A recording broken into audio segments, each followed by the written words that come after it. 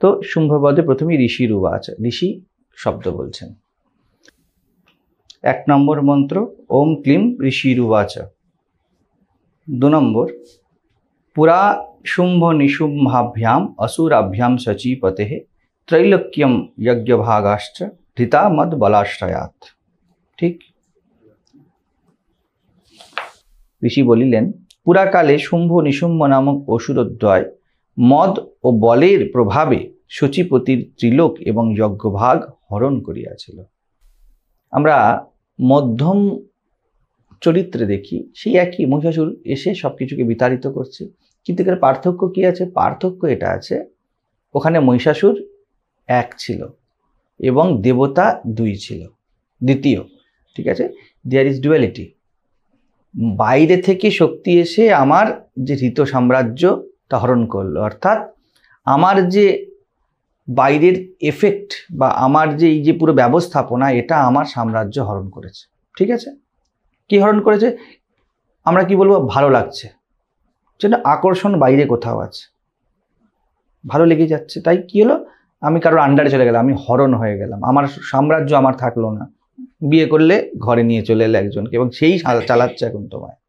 ঠিক আছে, চাকরি করলে ভাবলে মজা হবে, এবার বস চালাচ্ছে তোমায়, বা বসও যদি না চালায় 70,000কে 1 লাখ করার ইচ্ছে চালাচ্ছে তোমায়, তাহলে রাজ্য তো হরণ হয়ে যায়। এইখানে ম্যাচুরিটি এসেছে, এখানে আবার 2 জন এসে গিয়েছে। ব্যক্তি বুঝতে শুরু করে শুম্ভ। শুম্ভ কিসের প্রতীক? শুম্ভ আমাদের অস্মিতার প্রতীক, আমাদের আই অ্যাম এই বোধের প্রতীক। ঠিক আছে, আর নিশুম্ভ হলো সেখানে আমার বা আমার কিছু আছে এর প্রতীক। সাধক বুঝতে শুরু করে যে এই যে বাইরের বিক্ষেপ, ভিতরের বিক্ষেপ, যেগুলো আমি জয়ও করেছি, দোজ আর হোপলেস। আসল খেলা তো হলো আই অ্যাম সামথিং। এখানে শুম্ভ আর নিশুম্ভ এই দুটো যতক্ষণ থাকবে ব্যক্তির, অর্থাৎ ডুয়ারশিপ, আমি কিছু করতে পারি যতক্ষণ থাকবে, প্রথমে ব্যক্তির মনে কি হবে? আমি বাইরে জগৎকে জয় করতে পারি। তারপরে যখন শ্রীচণ্ডী শুরু হয় মনে হবে বাইরে কিছু করার নেই, যা করার ভিতরে আছে। ভিতরে যখন করা হয়ে গেল তখন মনে হবে ভাই এই বাইরের উপরে ভিতর নির্ভর করছে, এই বাইরে ভিতরের ভেদই তো হলাম আমি। বুঝা যাচ্ছে?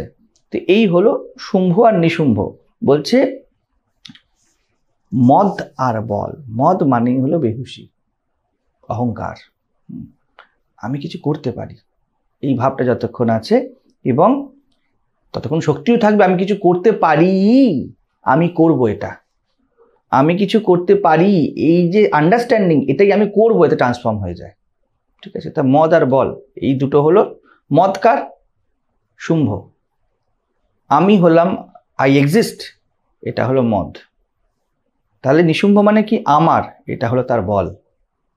ঠিক আছে, সচীপতির ত্রিলোক, এখানে সচীপতি বলতে ইন্দ্র বোঝায় সাধারণত, কিন্তু আমরা ম্যাচুরিটি দিকে যদি তাকাই, এখানে সচী শব্দের অর্থ ব্রহ্ম বোঝাচ্ছে। এই যে ব্রহ্মের যে বিস্তার, তা কি দিয়ে হরণ হয়? আমরা যে বিরাট, এটা কিভাবে ঢেকে যায়? মদ আর বলের। মদ আর বলকে বারবার আমি বলবো, এর অর্থ ধরে নেবে আই ক্যান ডু সামথিং, এটাই মদ বল, আর কোনো মদ নেই। সাধারণ লোক মদ মানে যে আমার এত কিছু আছে, আমার এই শক্তি। ঠিক আছে, এটাকে মদ বল বলে, কিন্তু আমরা বুঝবো এনিথিং, আমি কিছু করতে পারি, আমি কিছু না করতে পারি। মোহ, অসচেতনতা, প্রমাদ, মদ, এগুলি একই রকম শব্দ সব। হ্যাঁ, যজ্ঞ ভাগ হরণ করেছিল। যজ্ঞ ভাগ মানে কি? যজ্ঞ ভাগ হলো আমাদের জীবনের রসদ। যজ্ঞে যা আহুতি দেওয়া হয় তাদের দেবতা তুষ্ট হন, ঠিক তেমনি আমরা যা আহুতি দিচ্ছি তা দিয়ে আমাদের ইন্দ্রিয় তুষ্ট হচ্ছে, বেঁচে থাকছি। তো এটাই বলে সব হরণ করেছে। আমার পুরো এনার্জি কে খেয়ে গিয়েছে? আগে বলতো জগৎ খেয়ে গেছে, তারপরে আমার পুরো এনার্জি আমার অন্তর গঠন করতে খেয়ে গিয়েছে। আছে কে খেয়ে গেছে? আমার থাকাই খেয়ে গিয়েছে। বুঝে যাচ্ছে? আমি আছি মানেই আমার এনার্জি খেয়ে যাবে, আই এক্সিস্ট। ঠিক আছে, একে বিভিন্নভাবে বলা হয়েছে। একে অবিদ্যা বলা যায়, একে অস্মিতা বলা যায়, হ্যাঁ, বিভিন্নভাবে বলা যেতে পারে। একে তার বিস্তার বলা যেতে পারে। তো এই আমার হলো নিশুম্ভ মানে মমতা, আর অহং মম আর মমতা, যাই হোক একই কথা। এই দুটো জিনিসই আমাদেরকে চালাচ্ছে। আর শচীকে, শচীপতিকে হচ্ছে নির্গুণ ব্রহ্মকে বোঝাচ্ছে, যেখানে মায়া নেই। মায়ার মধ্যে আমি আর আমার পড়েছে, এবং এই পড়ে গিয়েই আমাদের পুরো বল শুকিয়ে গিয়েছে। আমরা মনে করছি বাইরে থেকে কিছু আনতে হবে, কিন্তু আমার থাকাই আমার বল শুকিয়ে যাওয়া, আমার ক্ষুদ্র হয়ে যাওয়া, আমার পার্সন হয়ে যাওয়া। ঠিক আছে, এবারে তা কি করবো? 3, 4, 5, 6 একসাথে করি। तावेव सूर्यतां तद्वद् अधिकारं तथैन्दवं कौवेरमथयाम्यञ्च चक्राते वरुणस्य च तावेव पवनध्विञ्च चक्रतुर्वह्नि कर्म च ततो देवा विनिर्धूता भ्रष्टराज्या पराजिताः हृताधिकारास्त्रिदशास्ताभ्यां सर्वे निराकृताः महासुराभ्यां त्वां देवीं संस्मरन्त्य अपराजिता त्वयास्माकं वरो दत्त यथा पत्सु स्मिताखिला भवतां नाशयिष्यामि तत्क्षणात् परमापदः। অর্থাৎ তারা দুজনেই, অর্থাৎ শুম্ভ নিশুম্ভ, সূর্য, চন্দ্র, কুবের, যম ও বরুণের অধিকারও ছিনিয়ে শাসন করতে লাগলো। বায়ু এবং অগ্নির কাজও এরা দুজনে করতে লাগলো। সব দেবতাদের অপমানিত, ভ্রষ্ট রাজ্য পরাজিত এবং অধিকারহীন করে স্বর্গ থেকে তাড়িয়ে দিল। সেই দুই অসুরের দ্বারা তিরস্কৃত হয়ে দেবতারা অপরাজিতা দেবীকে স্মরণ করে ভাবলেন, জগদম্বা আমাদের বর দিয়েছিলেন যে বিপদকালে তাকে স্মরণ করলে তিনি ঘোর বিপদসমূহ তৎক্ষণাৎ নাশ করবেন। ঠিক, বিষয়টি বুঝতে হবে। কি বলছে? যে তারা দুজনে মিলে কি করলো? সকলের অধিকার হরণ করে নিল। ভাবটি খুব সহজভাবে বোঝা যেতে পারে। প্রথমে এই যে সূর্য, চন্দ্র, এগুলি কি আমাদের বিবিধ প্রকাশ। ঠিক আছে, কারণ এগুলো দিয়ে তো আমরা গঠন হয়েছি। আমাদের পুরো যে এক্সিস্টেন্স, তা তো ইউনিভার্সাল এক্সিস্টেন্সেরই একটা রেপ্লিকা, একটা ছোট কি বলবো সংস্করণ, একক। ঠিক আছে, ঠিক যেমন বাগান থেকে একটা মাটি তুলে নেওয়া হলো, পুরো বাগানকে রিপ্রেজেন্ট করে নেবে একটা জিনিস। কোন একটা যদি সিবিআই কোনো রকম ইনভেস্টিগেশন করে, তো সেই ডিএনএ নিতে গেলে কি পুরো শরীর লাগবে? তার একটা অংশ দরকার, তার মধ্যে পুরো ডিটেলসে পেয়ে যাবে। তো প্রথমে কি মনে হয় যে এই দেবতাগণ বা আমাদের ইন্দ্রিয়গুলি আলাদা আলাদাভাবে কাজ করছে। তারপরে একটু ম্যাচুরিটিতে বোঝা যায়, আরে ভাই, আমি আর আমার এই ভাবটাই তো টোটাল দেবতা হয়ে আছে। আমার হাত, তখন তো হাত কাজ করে। আমি দেখবো, তখন তো দেখা ডিফাইন হয়। আমি শুনবো, তখন তো শোনা ডেফিনিশন পায়। নাহলে দেখা শোনা কিন্তু তার মতো স্বচ্ছন্দে থাকে, তাই না? আমি দেখছি, আমি শুনছি, এবং তার মধ্যে আমি আমার রাখিনি। এরই অর্থ হলো দেবতারা স্বর্গে আছে।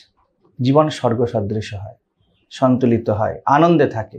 শুনেছি, ওই শোনা আমার মধ্যে কোনো পার্সন বানিয়ে দেয়নি। তাহলে শোনার মজাই আলাদা। এটা হলো স্বর্গের আনন্দ। যেই আনন্দ, সন্তুলিত আনন্দ, যেই আনন্দ, এই যে শেষ ভাগ আমাদের আলোচনা করা হচ্ছে, এই আনন্দ অনুভূত হয়। এই জায়গা থেকে আমি বলি জ্ঞানীর জীবন মহাভোগ, স্বর্গের ভোগ তার।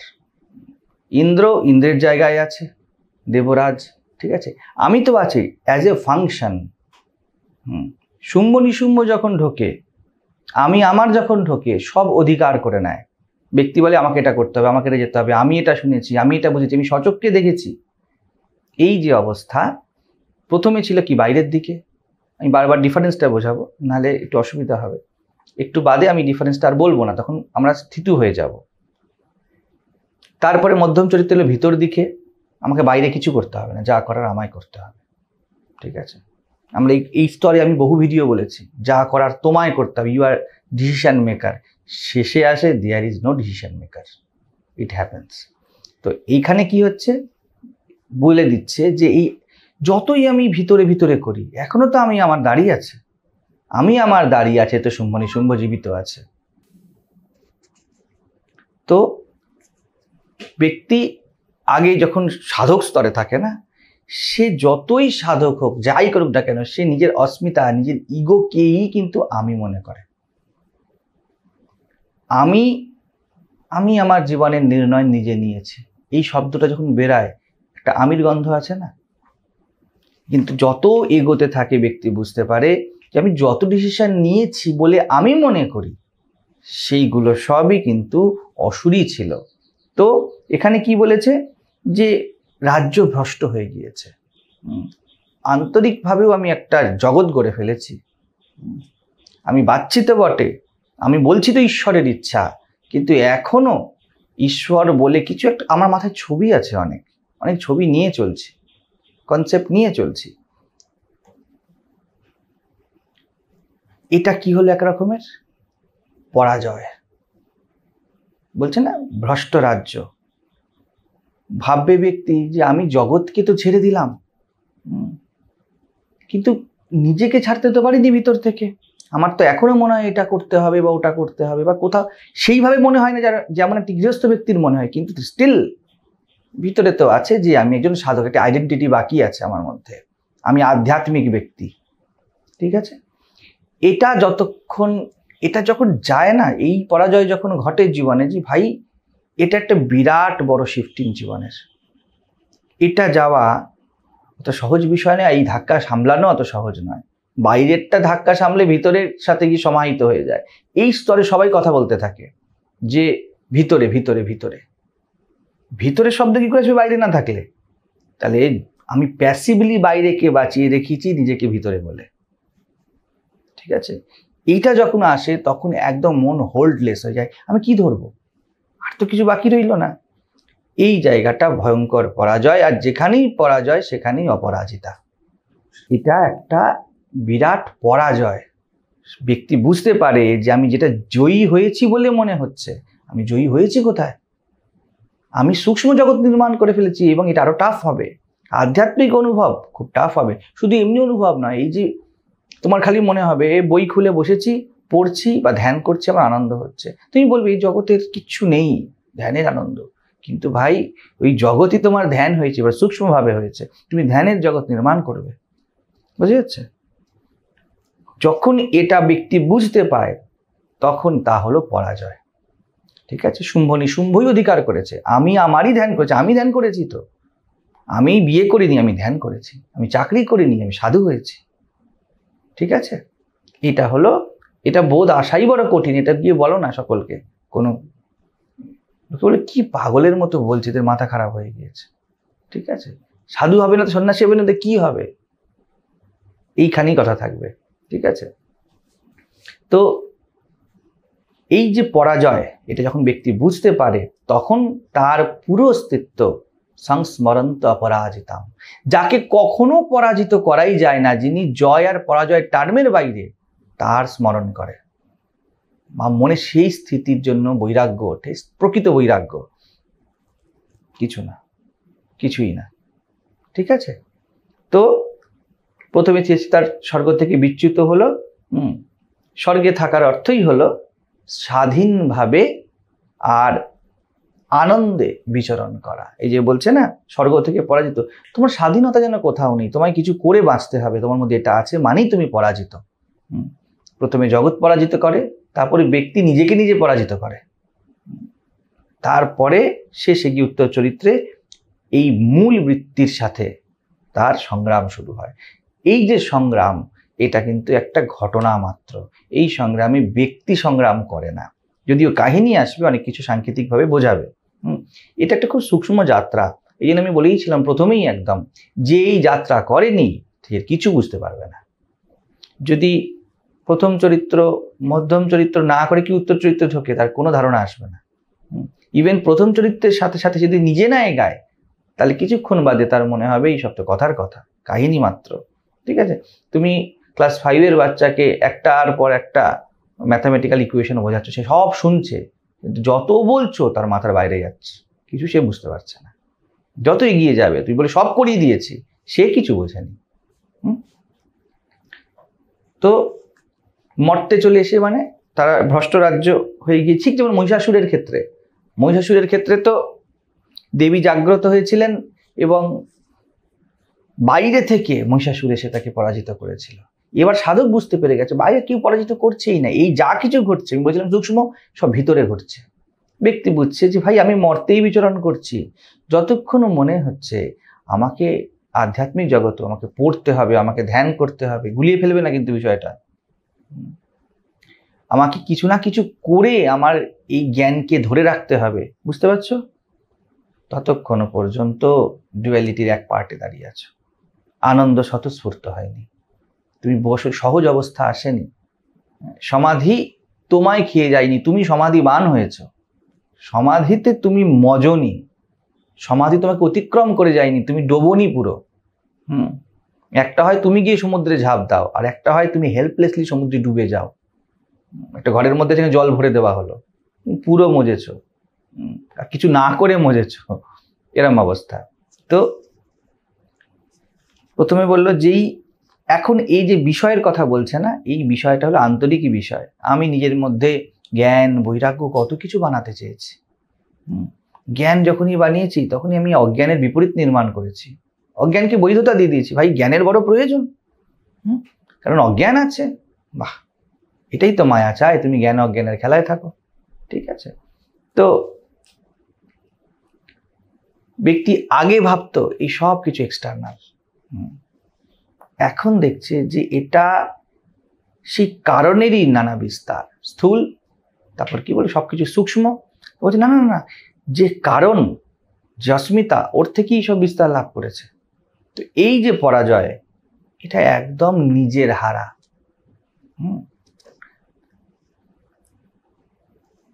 আমি কন্ট্রোলার, আমি কন্ট্রোল করতে পারি, এই বুদ্ধি, এই যে বিজ্ঞানময় অবস্থান, এটাই হলো শুম্ভ আর নিশুম্ভ।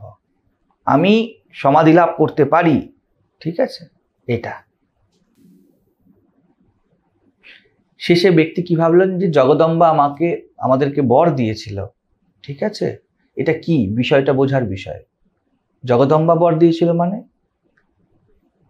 এই পুরো বিরাট প্রকৃতিতে কোনো আলাদা বরদান চাই না, বরদান হয়েই আছে।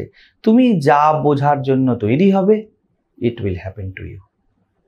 তুমি যার অধিকারী হবে তাই তোমার সাথে ঘটবে, এটা ইটসেলফ, এই যে নিয়ম, এটাই বরদান। তো ব্যক্তির মনে পড়ে, আরে আমি বাইরের জগতে ঘুরছিলাম, তখন আমার সাথে বাইরের সমস্যা মনে হচ্ছিল, আমি ভিতরের জগতে ঘুরলাম, তো আমার ভিতরের সমস্যা মনে হবে, সব সমস্যা ভিতরে, বাইরে কিছু নেই, ঠিক আছে। আর তারপরে আচ্ছা আমি যদি দুটোই না করি তাহলে তো কোনো সমস্যাই নেই, কারণ আমি সিলেক্ট করেছি কোনো সমস্যা না থাকা। আমি বললাম সমস্যা বাইরে, আমি বললাম সমস্যা ভিতরে, স্টিল সমস্যা এক্সিস্ট, ঠিক আছে। তো সংস্মরণ তো মানে ব্যক্তি ম্যাচিওর হয়েছে, তার মধ্যে এই জায়গাটা ঘটছে, না ধরা গেলে বলবে সমস্যা না ভিতরে না বাইরে, ইভেন সমস্যাই এক্সিস্ট করে না। আমি ভ্যালিডিটি দিয়েছিলাম সমস্যাকে, তাই সমস্যা, নাহলে এটা তো হ্যাপনিং, এটা ঘটনা মাত্র। এই যে ম্যাচুরিটি আসতে শুরু করে, এটা হলো অপরাজিতা স্মরণ। অপরাজিতা মানে যিনি জয় পরাজয়ের টার্মের বাইরে। লোকে অপরাজিতাকে ধরে যে তোমার কখনো পরাজয় হবে না, একরকমভাবে বলা যেতে পারে, কিন্তু অপরাজিতা শব্দের অর্থ অর্থাৎ পরাজয়ের অভাব, মানে জয়েরও অভাব। মহিষাসুর জয়ের প্রতীক, দুর্গা জয়ের প্রতীক, দুর্গাই কিন্তু উত্তর চরিত্রের সূত্রপাত। এই জন্য দুর্গ উৎসব যখন বিজয়া হয় তখন অপরাজিতার পূজা হয়। লোকে এটা রাজারা বলেছে যে না, যুদ্ধ জয় করে দুর্গাপুজো যুদ্ধ করতে যেত, প্রতীকটাও তাই। দুর্গাপুজো কখন হতো আগে, জমিদার এই প্রথা আসার আগে, যখনই লোকে যুদ্ধ করতে যেত দুর্গার পুজো করতো, সংগ্রামের প্রতীক দুর্গা বরাবর। বহু ব্যক্তি আছে যারা এই সংগ্রাম বিষয়টাকে বলে, তারা এই দুর্গার স্তরের কথা বলে, কিন্তু দুর্গাই কিন্তু বিজয়াতে গিয়ে অপরাজিতায় রূপান্তরিত হয়ে যায়। মধ্যম চরিত্র গিয়ে উত্তর চরিত্রে তোমায় ছেড়ে দিয়ে চলে যাবে, যেখানে জয় আর পরাজয় দুটো বিষয় নেই, ঠিক আছে। তো মাথায় আসলো, আরে পরাজয় আমি হয়েছি, এটাই মানুষের মাথায় আসে না যে আমরা পরাজিত। সকলের জগতে কি মনে হয়, আমরা জিতেই আছি, মজা। একদম জীবনের নিচের স্তরে কি মনে হলো, আমি জিতেই আছি, আমার কিচ্ছু করার দরকার নেই। তারপরে ব্যক্তি না না না না, কোথায় জিতে আছি, আমাকে বউ চালাচ্ছে, আমায় টাকা চালাচ্ছে, আমার সংসার চালাচ্ছে, আমাকে নিয়ম চালাচ্ছে, আমি তো হেরে আছি, আমাকে জিততে হবে। ঠিক, প্রথমে মনে হবে জিতে আছি, তারপরে মনে হবে আমি হেরেছি, জিতবে, এই জিতা হলো মহিষাসুর বধ। জেতার পরে অপরাজিতা, আবার মনে হবে আমি তো জিতেই আছি। বুঝে যাচ্ছে? তো এই জন্য সংস্মরন্ত অপরাজিতাম, এই জন্য এই যে আমরা স্তবটা পাঠ করি, স্তবটি এবার আসবে, ইয়া দেবী সর্বভূতেষু, এটা অপরাজিতা স্তুতি বলা হয়। ঠিক আছে? 7 নম্বর মন্ত্রে বলছে, ইতি কৃত্বা মতিং দেবা হিমবন্তম নাগেশ্বরম যগ্মুস্তত্র ততো দেবী বিষ্ণু মায়াং প্রতুষ্টুবুহু। কি বলছে? এই বিবেচনা করে দেবতারা গিরিরাজ হিমালয়ে গিয়ে ভগবতী বিষ্ণু মায়া স্তুতি করতে লাগলেন। ঠিক, তো কি বলছে? স্তব করবে, স্তুতি করবে, তাহলে এই হিমালয়ে যাবার কি দরকার? ঠিক আছে, দুটো জিনিস বোঝার। স্তব ম্যানিফেস্টেড, স্থূল, শব্দে প্রকাশিত, বা আমাদের মধ্যে এই যে জীবনের আর্জ, যে আমাদেরকে অকারণ বাঁচতে হবে, এই অকারণ বাঁচা আর্জ হয়েই তো ওঠে। প্রথমে অকারণ বাঁচা ঘটে, কিন্তু প্রথমে যখন যাত্রা হয় এর দিকে, তখন ব্যক্তি বলে কি, এই দুটোই আমায় বেঁধেছে, আমাকে ঘরও বেঁধেছে, আমাকে আশ্রমও বেঁধেছে, আমাকে গৃহস্থতাও বেঁধেছে, আমাকে সন্ন্যাসও বেঁধেছে। এটা অ্যাজ এ আর্জ স্থূলভাবে ম্যানিফেস্ট করবে তো। আর তুমি দেখো আমাদের ম্যাচুরিটির যাত্রা এটা অটোমেটিক ম্যানিফেস্ট করে। প্রথম চরিত্র মধ্যম চরিত্র আনে, মধ্যম চরিত্র উত্তর চরিত্র আনে, অটোমেটিক আনে। কিন্তু এই যে অটোমেটিক আনে, এটা ক্রিয়াশীলতা, তো এটাই স্তব হিসাব মতো। এখানে বলা হচ্ছে হিমালয় স্থূলের প্রতীক, যে হিমবন্তম নাগেশ্বর, হিমবন্তম মানে সাদায় ঢাকা, পরিষ্কার স্বচ্ছ। আমার কাছে আরো ক্ল্যারিটি আসলো, জীবনে উচ্চতায় যত উঠছি তত ক্ল্যারিটি আসছে। সেই জন্য এই যে উপরের দিকে আইস থাকা, তো শীতলতার কারণে তো ভৌগোলিক কারণ, এনভায়রনমেন্টাল কারণ, কিন্তু ওটাকেও ভারত নিজের মতো করে, যত উঠবে তত তুমি সাদা হিমালয় হতে থাকবে।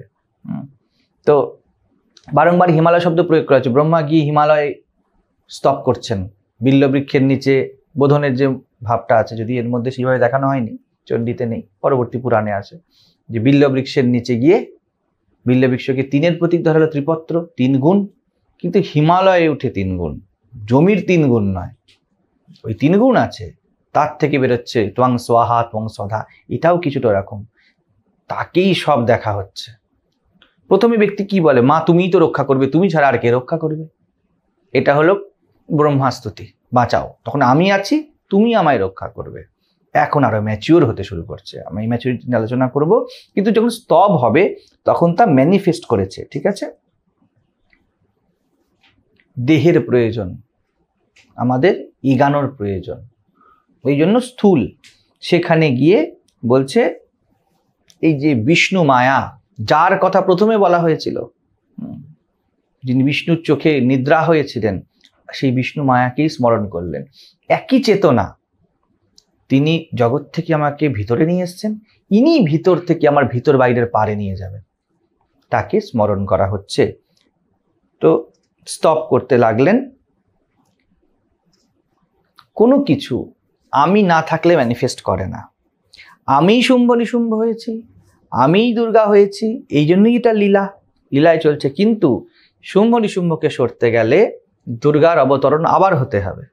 ঠিক আছে, যেই ট্রান্সফরমেশন বাইরে থেকে ভিতরে এনেছে, এখানে একটা গ্রেটার ট্রান্সফরমেশন আবার ঘটতে হবে। আমি তো ট্রান্সফরমেশন একে বলতে হবে, তাই না? আর তো কিছু ব্যক্তি হিসাবে বলতে পারবো না। সেই জন্য এরপরে দেখা যাবে যে দেবতাগণ আবার দেবতাকে, এই দেবীকে স্তব করছেন। প্রথমে ব্রহ্মা স্তব করেছিলেন, তারপরে যখনই দেবতাগণ, প্রথমে ব্রহ্মা স্তব মানে আমাদের মন, বাঁচাও বাঁচাও বাঁচাও, মধুকৈটব আমাকে নাশ করছে, বাঁচাও। ঠিক আছে, বাইরের আসক্তি আমায় খেয়ে নিচ্ছে, আমায় বাঁচাও। ঠিক আছে, এটা প্রথম স্তর একদম। তারপরে দ্বিতীয় স্তর কি আছে, ভিতরে সংগ্রাম চললো মহিষাসুরের সাথে। সে বললো আমি জয়ী হয়েছি, মহিষাসুরকে আমি মর্দন করেছি, অর্থাৎ আমি আমার বৃত্তির ঘাড়ে পা দিয়ে দাঁড়াতে পারি, এই ক্ষমতা লাভ হয়েছে। কিন্তু পা দিয়ে দাঁড়িয়েছে, আমি বলবো পাটা কোথায় রেখেছ?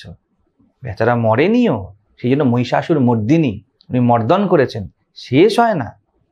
মহিষাসুর থাকে তো বটে, ঠিক আছে, অস্মিতা থাকে তো বটে, কিন্তু তার যে মহিষ হয়ে, মহি মানে মাটি, আমরা আলোচনা করেছি, মাটির প্রতি আকর্ষণ, তা অর্ধেক চলে গিয়েছে, অর্ধেক কাটা হয়ে গিয়েছে, গলা কাটা হয়ে গেছে, ঠিক আছে।